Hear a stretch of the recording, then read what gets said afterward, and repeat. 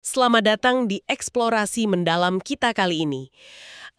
Senang sekali rasanya bisa kembali berbagi ruang dan waktu bersama Anda hari ini. Ya, selalu menyenangkan bisa kembali berada di sini. Coba Anda ingat-ingat kembali, kapan terakhir kali Anda merasa sangat kewalahan? Pasti belum lama ini bagi kebanyakan orang. Benar sekali. Mungkin saat Anda sedang menatap layar, merasa bahwa waktu 24 jam sehari itu tidak pernah cukup. Atau ada perasaan cemas yang berputar di latar belakang pikiran Anda tanpa alasan yang jelas. Semacam kebisingan konstan di dalam kepala. Tepat. Jika Anda sering merasa pikiran Anda berpacu jauh lebih cepat dari yang bisa Anda tangani, ketahuilah bahwa Anda sama sekali tidak sendirian. Perasaan itu sangat universal. Sangat universal. Hari ini misi eksplorasi kita akan mengambil rute yang sedikit berbeda, namun sangat esensial. Kita akan membedah sebuah dokumen yang berisi kompilasi teks kuno yang memiliki pengaruh luar biasa bagi miliaran manusia. Yaitu kutipan-kutipan dari teks Al-Quran. Betul. Namun kita tidak akan mendekatinya murni dari sudut pandang teologi. Oke, mari kita urai hal ini. Ya, teks-teks kuno seperti ini seringkali menyimpan lapisan observasi yang sangat kaya tentang perilaku manusia. Ketika kita membaca dokumen sumber ini dan mengupas lapisan luarnya, apa yang kita temukan adalah sebuah pemetaan psikologis yang sangat tajam. Sebuah peta tentang kondisi mental manusia? Ya, persis. Dokumen ini pada dasarnya mengajukan kerangka kerja yang mendiagnosis dari mana datangnya kecemasan kita, bagaimana pikiran kita mensabotase dirinya sendiri, dan menariknya, teks ini juga menawarkan semacam hipotesis tentang bagaimana mencapai stabilitas batin. Luar biasa! Sangat menarik melihat bagaimana teks yang usianya ribuan tahun mendeskripsikan kerentanan emosional yang sering kita anggap sebagai masalah modern. Nah, itu poin yang krusial untuk kita jadikan landasan. Seringkali kita menyalahkan rutinitas zaman sekarang atas stres yang kita rasakan, kan? Kita merasa kitalah generasi pertama yang mengalami kelelahan mental yang parah ini. Padahal buktinya mengatakan lain. Tepat sekali. Ketika saya membaca catatan dari sumber kita, ada satu bagian dari surat Al-Isra yang langsung menantang asumsi tersebut. Teks ini menyoroti kecenderungan bawaan yang tampaknya sudah ada sejak manusia pertama kali melangkah di bumi. Silahkan dibacakan bagian itu. Ayat tersebut berbunyi, wa kanal insanu ajulah. Terjemahannya kira-kira begini, dan manusia itu sifatnya tergesa-gesa atau terburu-buru.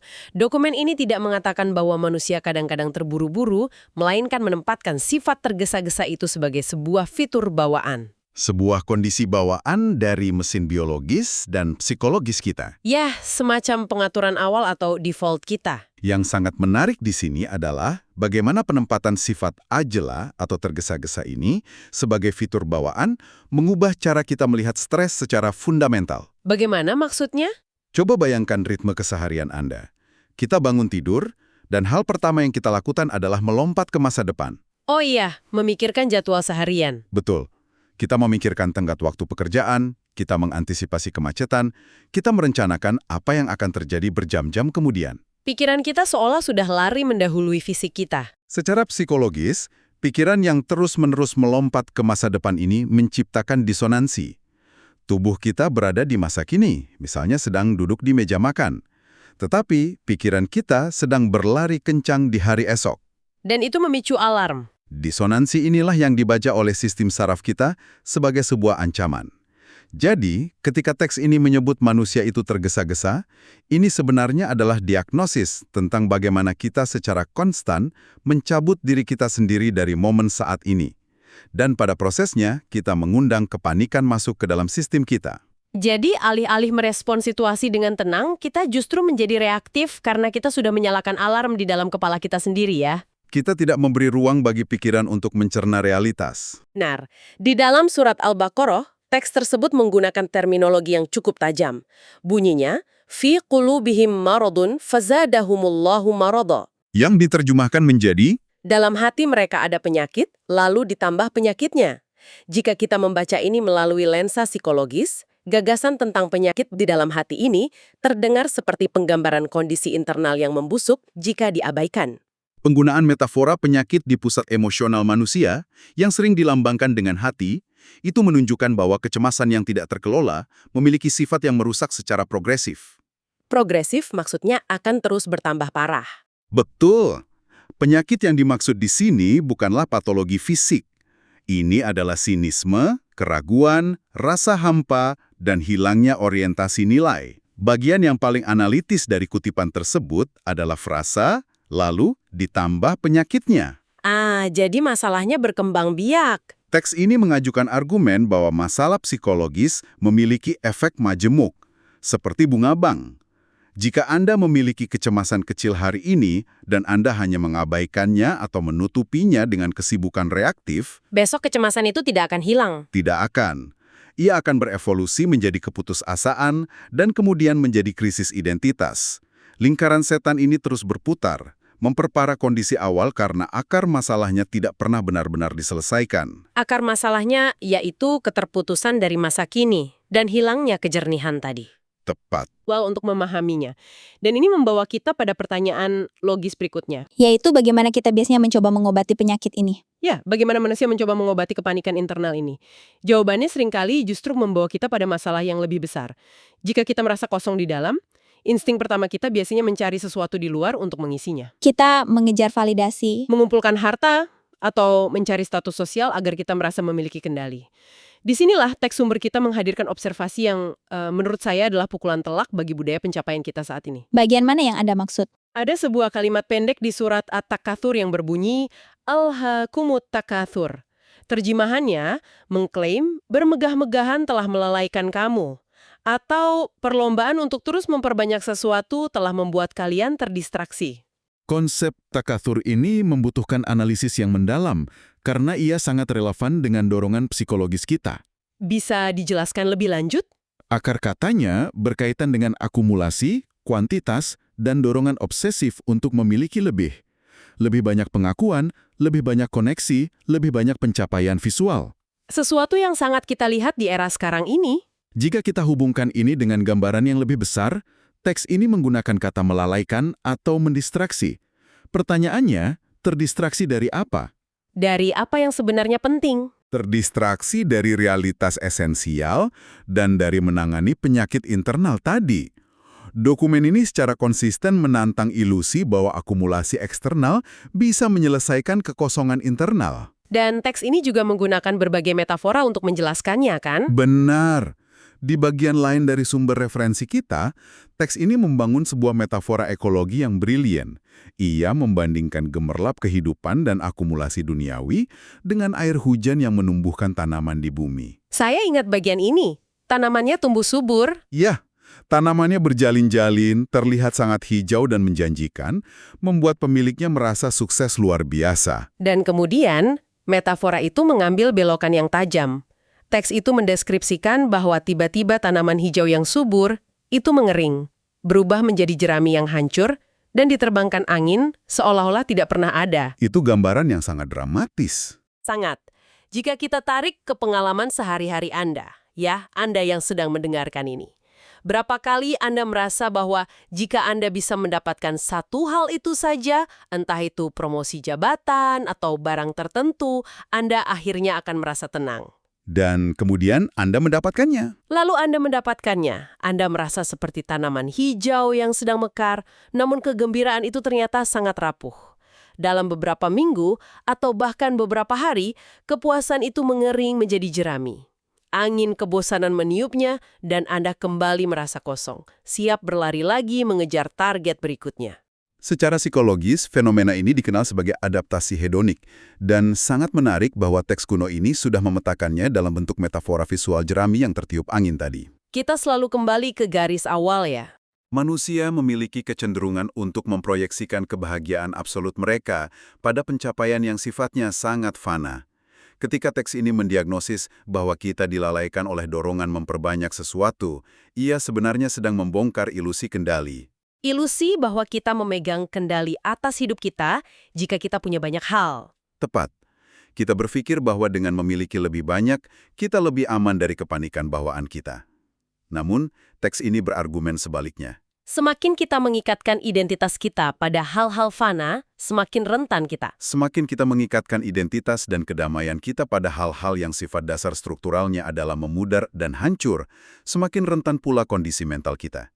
Kita membangun rumah di atas fondasi yang dirancang untuk runtuh. Pada dasarnya, kita menguras energi hidup kita di atas sebuah treadmill yang tidak terhubung kemana-mana.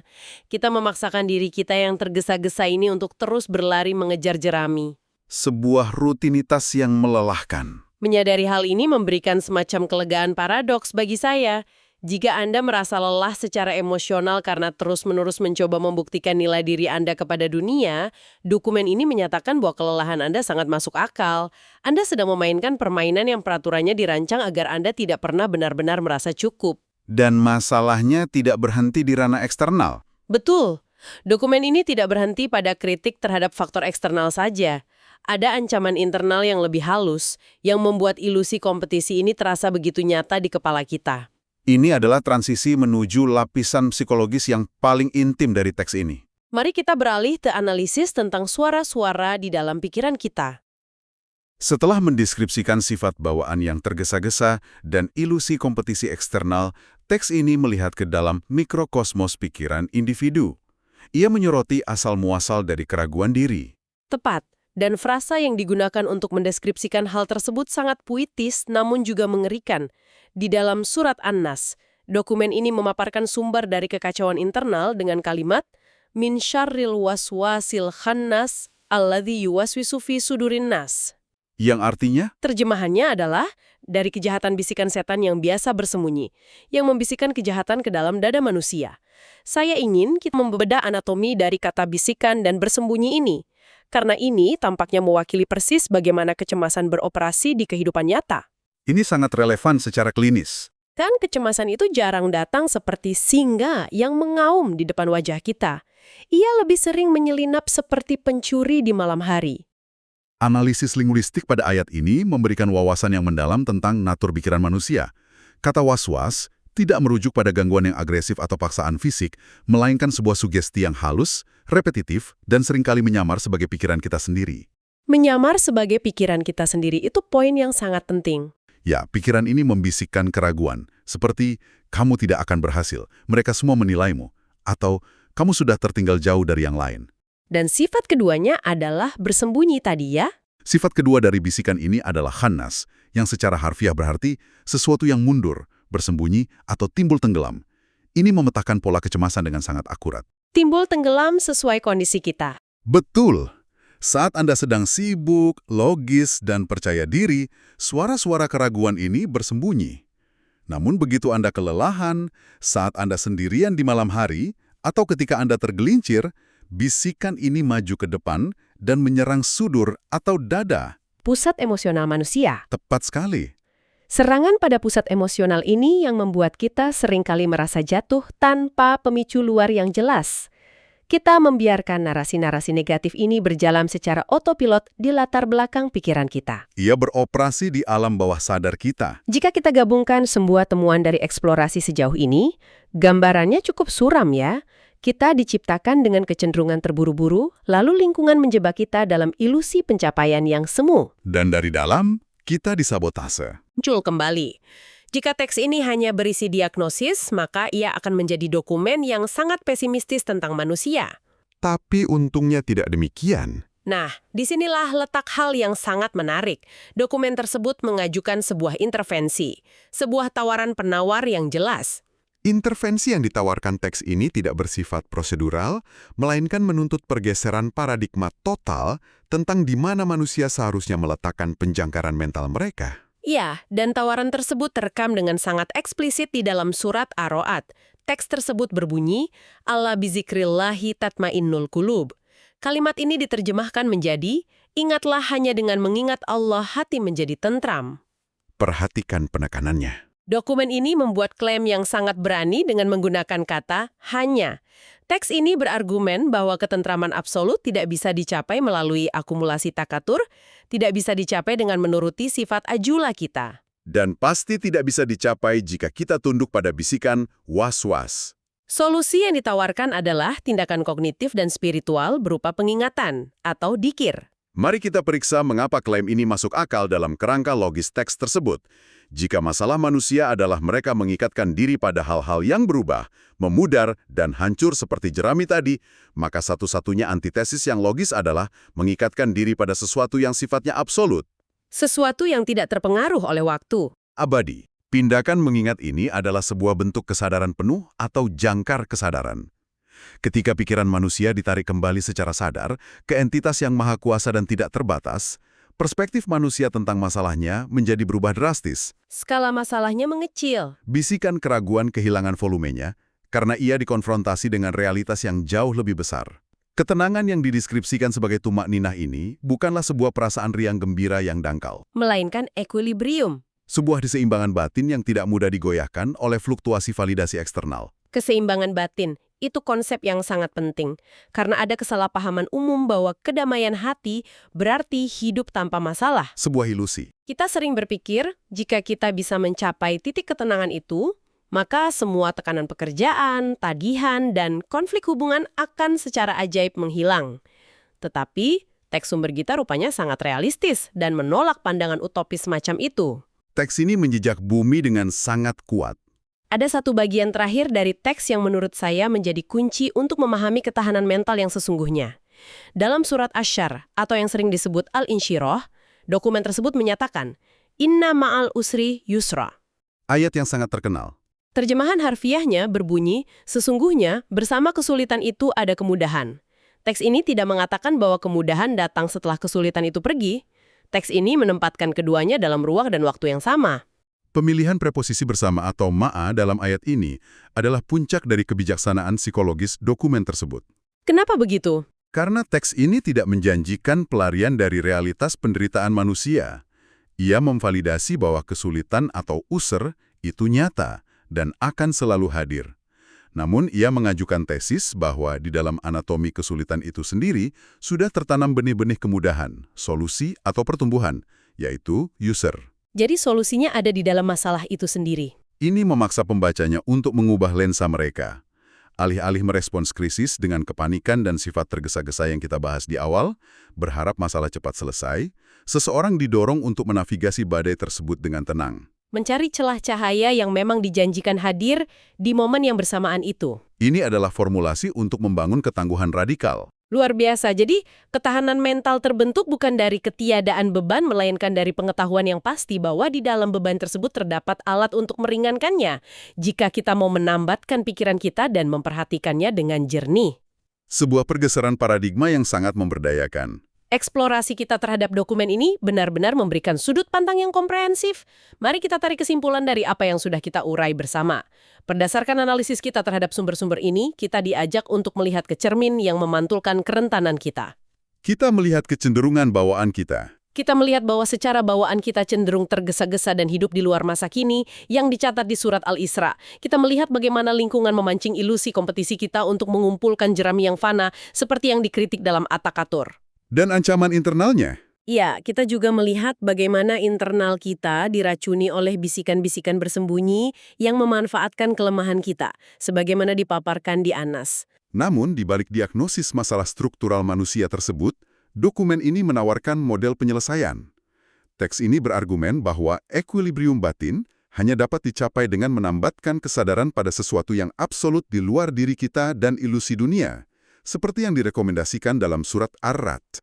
Dan menerima realitasnya. Serta mengajarkan penerimaan realitas yang tangguh, bahwa kesulitan dan kemudahan adalah saudara kembar yang berjalan beriringan. Untuk Anda yang telah menemani perjalanan analisis ini dari awal hingga akhir, wawasan ini bukan sekadar informasi sejarah atau teologi mati. Ini adalah perangkat analisis yang bisa Anda gunakan saat Anda sedang terjebak kemacetan esok pagi atau saat Anda merasakan gelombang kecemasan saat melihat layar ponsel Anda. Sebuah jangkar mental untuk keseharian Anda. Namun, ada satu pemikiran yang terus menggelitik saya setelah kita membedah semua teks ini, dan ini menyisakan satu pertanyaan besar. Pertanyaannya seperti apa? Jika dokumen yang usianya sudah ribuan tahun ini mampu memetakan kerentanan mental, kecenderungan panik, dan ilusi kompetisi manusia dengan presisi yang sangat akurat, apakah umat manusia modern saat ini benar-benar pernah berevolusi secara emosional dan psikologis? Itu pertanyaan yang menantang. Ataukah peradaban kita saat ini, dengan segala teknologi dan gaya hidupnya yang serba cepat, hanya sekedar menciptakan panggung yang jauh lebih besar dan alat yang jauh lebih canggih untuk memainkan ilusi kuno dan kelemahan batin yang persis sama setiap harinya? Jika bisikan dan gangguan di sekitar kita dirancang untuk menarik perhatian dan memicu kepanikan kita tanpa henti, pengingat atau zikir bentuk apa yang secara sadar akan Anda pilih hari ini untuk membentengi hati Anda agar tetap tentram? Sebuah pertanyaan untuk Anda bawa dan renungkan secara mandiri usai sesi ini. Kami harap eksplorasi mendalam kita membedah observasi kuno ini memberikan Anda perspektif baru dalam menghadapi keriuhan hari-hari Anda. Terima kasih banyak telah menyediakan waktu dan ruang di pikiran Anda untuk ikut menganalisis hal ini bersama kami. Sampai jumpa di eksplorasi mendalam berikutnya, jaga kejernihan pikiran Anda, dan semoga hari Anda penuh dengan keseimbangan.